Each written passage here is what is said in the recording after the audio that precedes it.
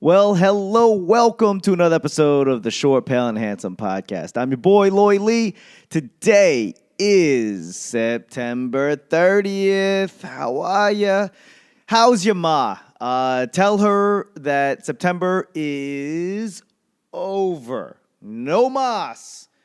We are going straight into my birthday month of October. Scorpio, Libras, I don't know. But if you one of the two, make some noise. I'm not excited about my birthday. I am turning 39. I'm getting old. I am getting to the point where I'm like, hey, maybe I should just grow my hair out, and I'm gonna just get like a mohawk, mullet, faux hawk. I don't know. You probably can't hear this faux hawk, but you can see it on my YouTube channel.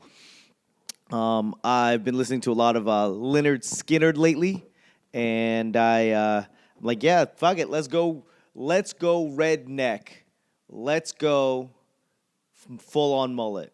Hold on, let me get my headset back on.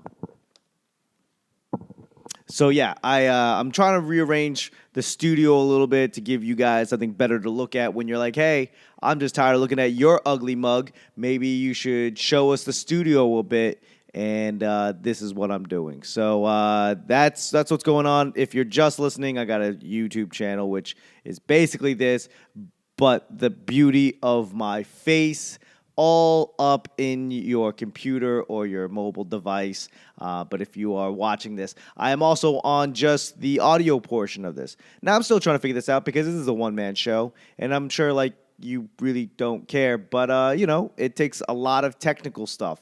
Like, if you're watching it, the logo in the back is flickering. I don't know. I've tried. Some of them flicker, some of them don't. Like, that one seems fine, right? And if you're listening, you're like, I don't know what's going on. And like, I get it. I'm sorry. I'm just nerding out just a bit. But moving things around, I made a bunch of logos, and I had no idea what to do with it. And I had a TV on my desk, as you can see, and didn't know what to do with it. So I was like, hey, why don't I just put it in the background? Fuck it. Let's go. Again, I'm sorry if you're just listening to this. Really good week. I have been... Again, playing around with the studio a little bit and trying to make this all make sense. I released like 6, 8 hours of content that I did with my boy Tunon Vu, which I think he's gonna swing by later on tonight, and we're gonna get another Dudes and Brews episode in. So maybe tomorrow, mañana, you'll or maybe just Wednesday. Maybe Wednesday you're gonna get another episode. It's 2 hours. It really is just two guys talking shit, drinking beer. But I figure, hey, we might as well just put this on tape, record it. Why not? Give you free content just for you.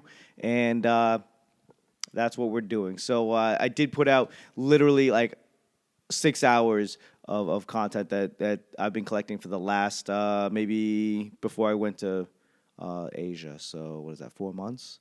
6 hours in 4 months, something like that. 8 hours? I don't know. You're welcome. Either way, you're welcome. You can listen to it, don't listen to it, whatever, your choice.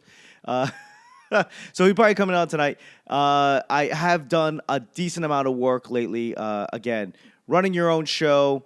I am trying to learn the ins and outs. And I got used to, like, hosting it. And, this last week, I was not hosting. I wanted to give somebody else a shot. Here's some money. Host the show. Host a bar show, and Hetty Sandberg knocked it out of the park.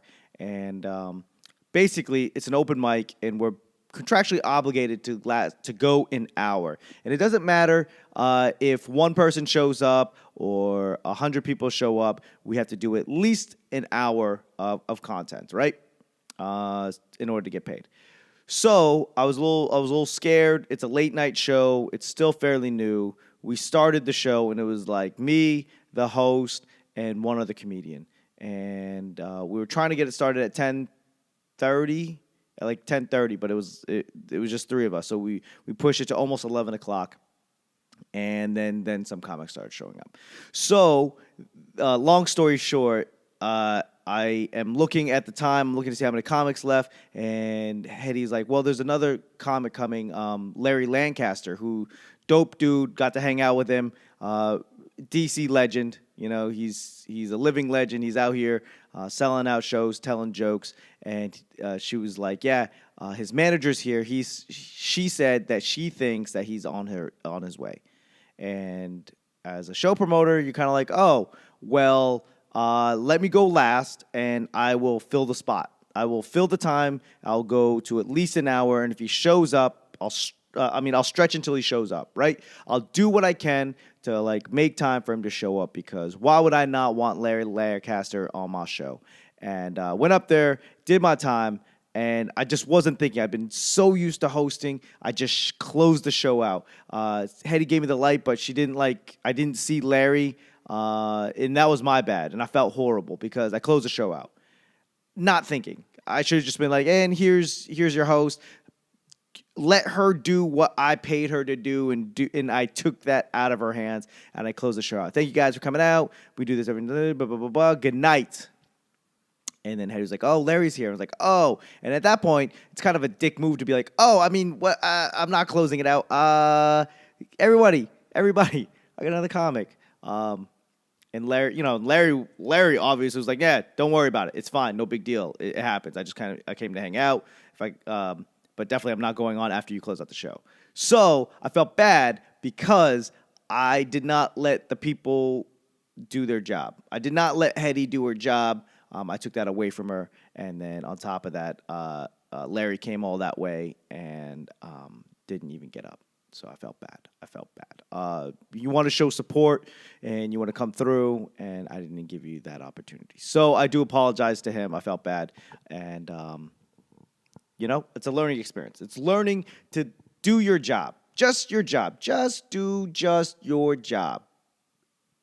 And if you do it well, then you can do somebody else's job. But don't try to do somebody else's job until you do your job well. And that was kind of the learning. The learning portion of it all was just know your role, shut your mouth, do your job, and get over with it. So shout out to Larry Lancaster. Shout out to Hetty Sandberg for just being super professional. And I blame me, right? We all fall short of the glory of God. I do apologize.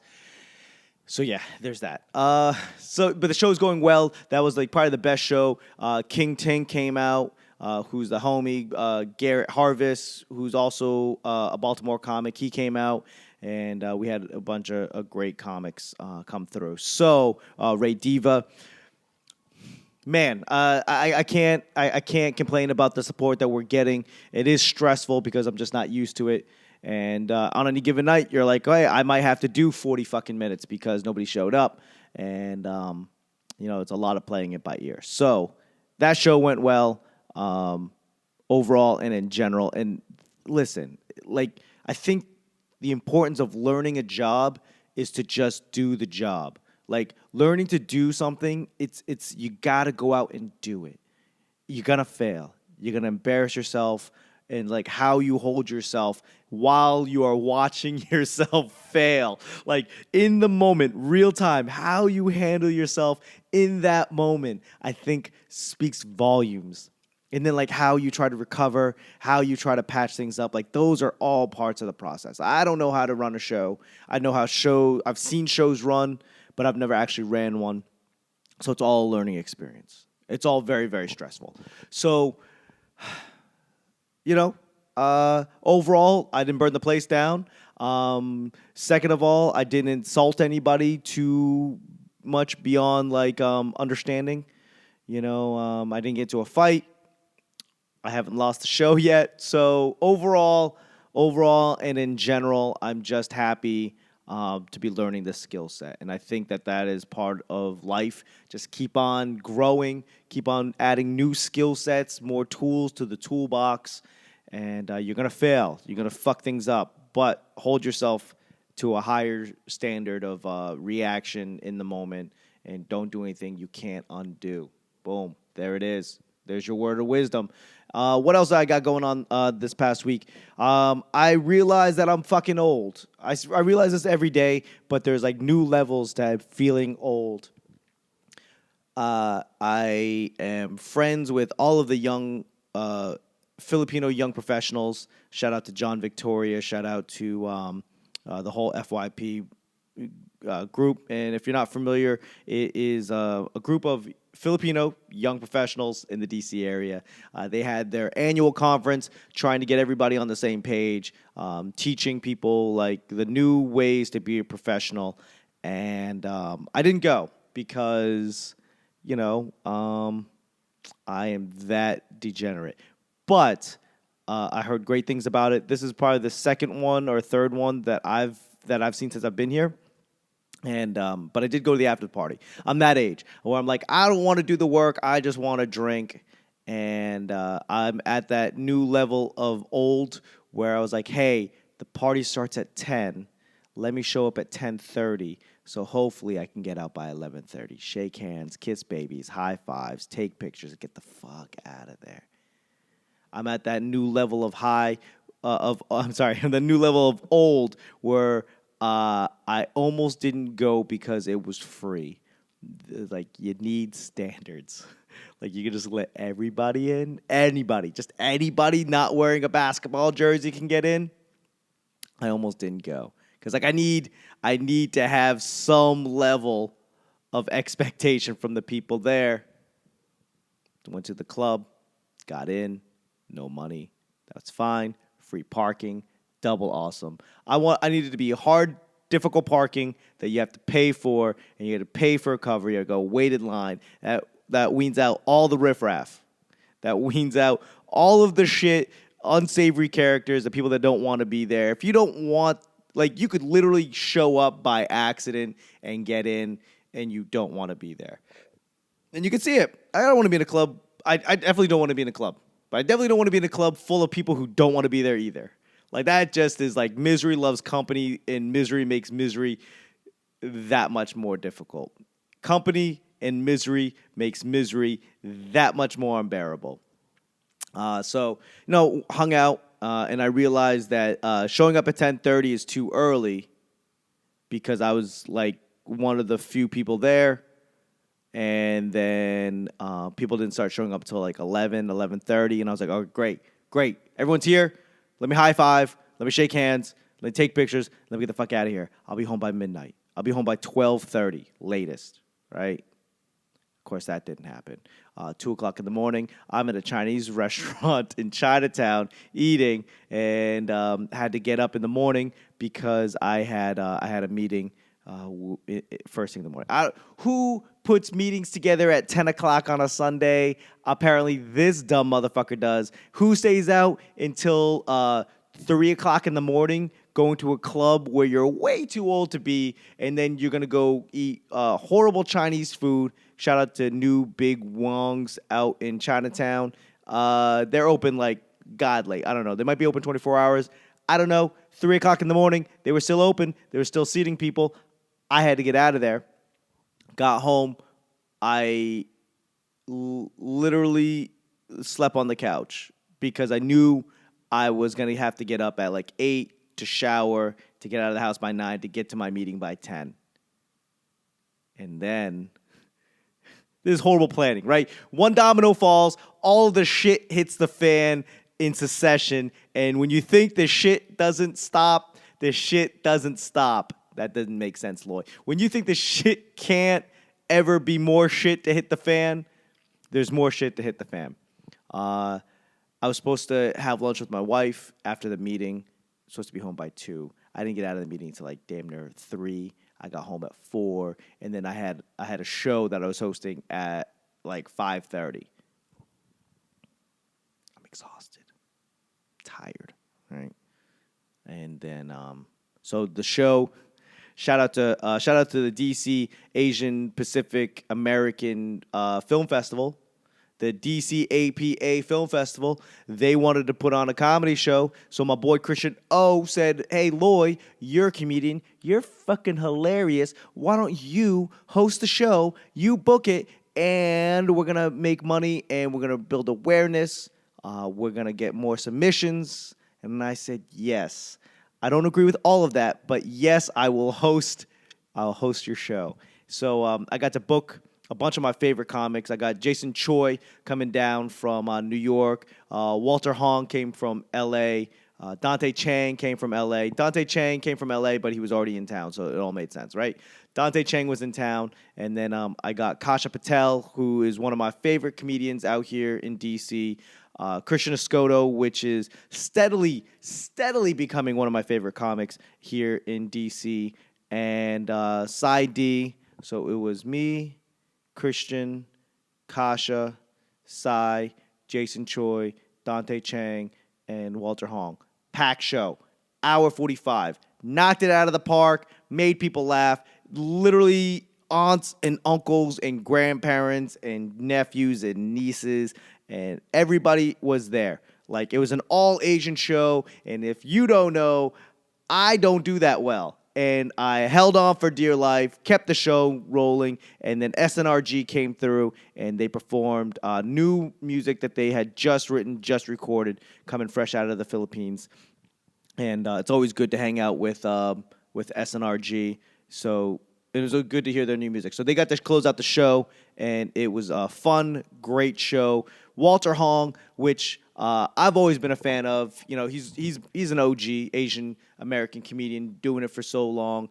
You know, he was a veteran when I started, and I got to watch him, and his voice, his style was very much in line with how I saw my style. And I know those words sound weird. I get it. But as a comedian, I'm kind of like, you got to find your voice, and you got to find what's true to you. Like, what do you want to say, and how do you want to say it? A lot of times we get stuck into the model of structure of like how we're told it's supposed to be, and then we become slaves to laughter. We're only going to do shit for laughs. And that becomes very detouring, right? It detracts you from your ultimate goal. Your ultimate goal being be you, say what you want to say, and be funny, right? So you just go for the laughs, and you realize like 3-4 years later, like, I'm not really saying anything. I'm not saying it with conviction. I'm just saying funny things that have no meaning, and it feels empty, and it's very depressing. And it's even more depressing because you feel handcuffed to this shit. You feel handcuffed to the laughs. You feel like, oh, I want to say this, but I can't because it doesn't seem funny, and I haven't figured out how to make it funny, right? So once you get your voice, you know who you are, you know what you want to say, you know how you want to say it, and you can make it funny. Like, that's beautiful. And watching Walter Hong have his own voice, have his own style. He says what he wants to say. He's fearless. That was very much in tune with like how I saw my style, right? So yeah, it was really good. So like I said, I've been a fan of his since I first started.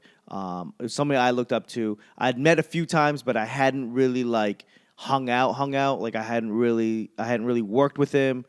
And he does slanted comedy as well. He does a slanted comedy tour, which is great.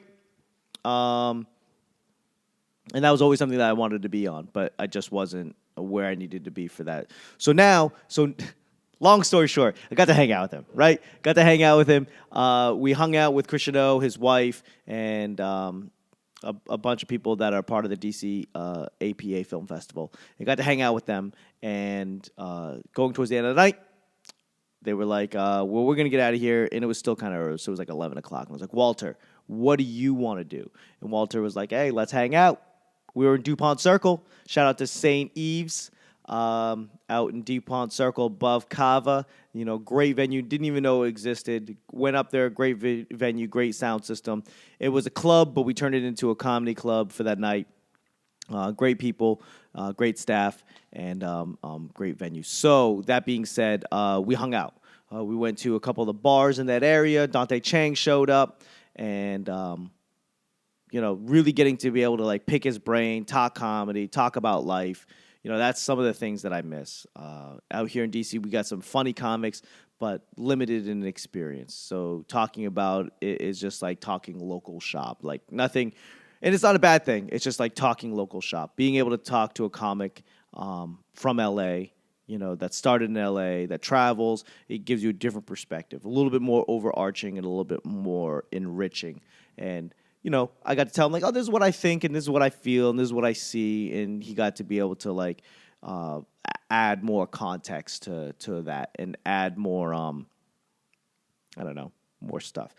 It felt good. Basically, what I'm trying to say, people, is that it felt good that that I'm not alone. It feels good that sometimes when you are what feels to be like on your own island of your own thoughts, your own island of like the way you see things, it's always good to know that somebody else shares a similar view, that shares a similar thought where you go, oh, I'm not alone. We may be crazy, but I'm not the only one. But I'm not the only one. Imagine all the crazies living together today. Crazy. You might say I'm funny, but you're probably the only one. Thank you for listening to my podcast. Shoot me an email and we could be as one. I don't know. What the fuck is going on? I watched, I think I talked about it last episode. I watched yesterday, and I watched it again. I watched it the day before yesterday. So I've been on a Beatles kick, and I've been writing to Lynyrd Skynyrd's Freebirds. I don't know what version of myself I've become, but a very strange one. If I told last year's me that, hey, you're going to be writing to Freebird on repeat for 3 hours a day, you're going to be getting all teary-eyed to a movie about a world where the Beatles don't exist, I would say you're crazy. And I would not be the only one. But yeah, that's where my life is. Speaking, going back to the DC... the FYP DC Filipino Young Professionals, Tunan Vu showed up.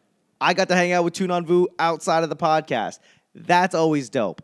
And I got to go see, I talked about him a long time ago. I haven't seen him since the Super Bowl. But Dr. J, the dancing doctor, the dancing dentist, he was there. And I got to eat with him. They got to hang out with him. And it's funny when bros are like, what happened, bro? I haven't seen you forever, bro. Where? We both had that conversation with each other. It's like, you okay, bro? Yeah, I'm okay, bro. What happened? I don't know. You don't call me. You don't call me. What's up? What happened, bro? So we got to iron that out. And, I tried to explain to him. It's like, I understand you're a professional. You got a hobby. He loves salsa dancing. I'm watching his videos online, and he's like excelling at a very, very fast rate. And I was like, oh, he's passionate about salsa. He's passionate about his work, his profession, and he's single. So a good-looking Filipino guy with a profession, a career, and he's got a hobby that is a phenomenal hobby. I was like, listen, I understand you out there trying to get it in. You out there trying to find your female of choice. I didn't want to bother. You didn't hit me up, so I just like, oh, this dude's busy. This dude's on the hunt. He's on 3 different hunts: professional career, hobby, women. That's what I tried to explain to him. I was like, listen, me and my wife, we steady. We here. Whenever you ready, whenever you free, whenever you want to hang out, we always here. We can make it happen. I know that you out there, I don't want to say distracted, but you out there trying to get it in, and I get it. So I didn't want to interrupt. And that's where we left it. And he was like, yeah, my bad, but you should have just checked up on me. And he's absolutely right. I was like, yeah, you're right. I should have just been like, what's good? You good? We good? Okay. So that's what I'm trying to be. I'm trying to be a better man. I'm trying to be the best man that I possibly can, and I think that involves reaching out to people and touching base and trying to do what I can to let the people that I know or let the people that I love know that I love them. That's what it is. Oh, you're getting all teary-eyed. You're Mary. You're right. I am. But I think that's what it comes down to. You got to reach out to the people that you can and let them know that you love them. It's important. And even if it comes across like, hey, just checking in on you, just see how you are, make sure you're okay, I think that makes a world of difference. So that's what I'm dedicated to do. I think I just need to like schedule shit and just be like, hey, hit up Dr. J. Hey, hit up this dude, hit up that dude, because life is lonely. And I think that we're like one of the first generations to be able to like literally reach out to anybody at any time, anywhere in the world in an instant. In an instant. Like, I understand now going away parties. I understand like going away parties was a thing when you would be like, hey, I'm leaving. And you threw a party because this might be the last time you see them. This might be the last time you see them on the way to wherever they're going. They could just get snatched up by a mountain lion, get mauled by a bear, and no one would ever know. So this might be the last time that I see you. I love you. I'm thinking about you. Best of luck. And now, at any given time, I could ring him up and just leave a voice message and just be like, hey, I hope you're okay. Checking in on you. I fucking love you. Goodbye. That's it. 30 seconds. You can even do that on Facebook Messenger. You don't even need to call him.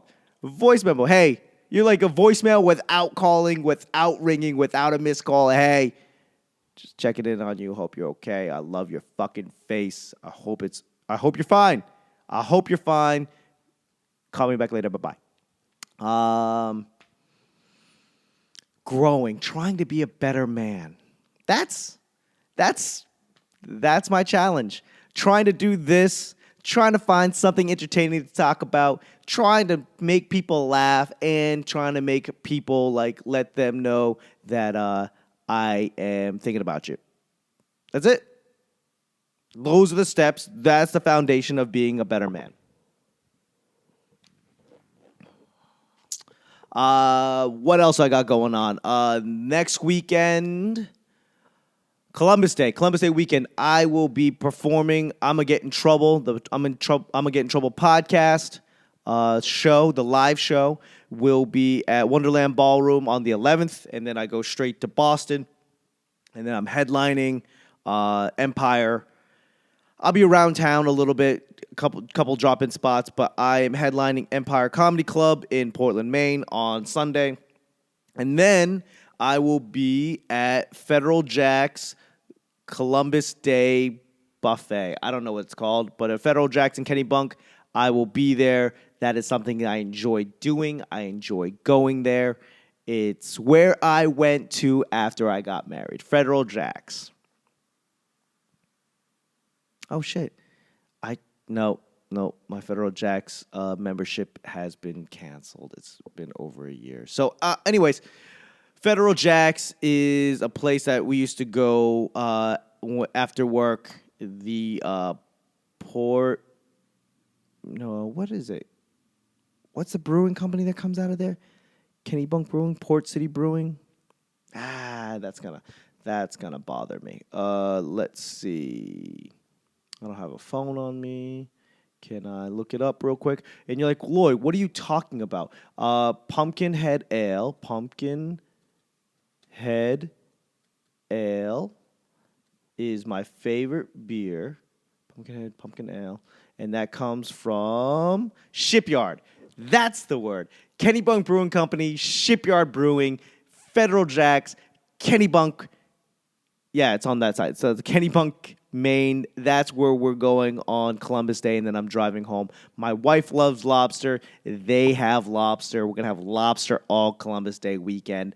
We are pumped to celebrate White History Month in Maine. Like, what do you mean, White History Month? Yes. Pumpkin spice, Uggs, autumn, Columbus Day, Halloween, dress up like something. Probably there's going to be another blackface outrage. That is White History Month. I'm so proud of you guys. apple picking, hay rides, corn mazes,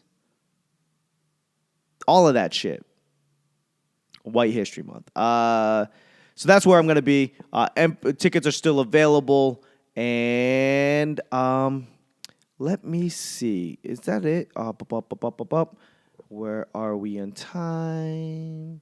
Yeah, you notice I've been going a little over last couple of podcasts. I am trying to get stronger, trying to get funnier. Oh, it's 30 minutes. Fuck yeah. See? Okay. So, here are the ads. You ready? If you're like, oh, I'm not going to find any of this shit funny or entertaining, you're probably not. There's the ads. I have made a whole bunch of logos, and I didn't know what to do with them, so I put them on the TV behind me. And if you're like, oh, that logo is dope, hit me up. I'm sure I can put it on a T-shirt, kind of like this one. If you enjoy Bullet Club, boom, Bullet Club, Loy Lee comedy. Fuck yeah. And then this is The Elite, AEW, The Elite. I'm sorry if you can't see this when you're listening to this, but you can definitely check it out on YouTube. I'm trying to create the same experience, but somewhat different online, and that is American flag with my logo. I'm trying to create a newer experience for YouTube. So still the same content, but just a little bit different experience. Maybe you're like, hey, Loy, I want to see you being short, pale, and handsome. You sound short, you sound pale, and God, you sound handsome. I want to see it. Go, yeah, here it is. But I don't want to create completely different new content. So it's like the same, but different. That's what I'm doing. And you're like, hey, I need something else to look at other than your fucking ridiculously handsome face. Like, here's some logos. And you're like, hey, I like that logo. Can you put it on a T-shirt? Yes, I can. Tell me which logo you like. And I don't know, it'll cycle through.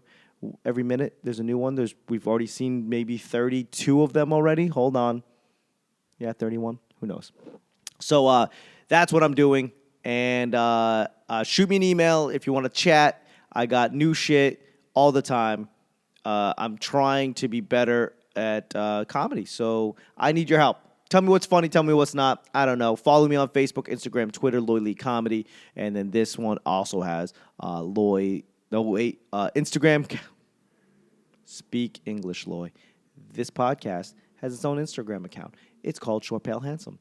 And I'll start uploading content to that because that just takes a lot of video editing. If you are just listening to this, there's the YouTube, youtube.com/Loy Lee Comedy. If you're watching this, then you can always go to Spotify, Google Podcast, Apple Podcasts. Maybe it might be on Pandora. I don't know. Whatever. Either way. You can always check this out. On that note, I love you. I just podcast to say I love you, and I mean it for 33 minutes of my day. All right, it looks like I've already cycled through them, possibly. Who knows? Okay, guys, I love you very much, and I will talk to you later, and bye-bye.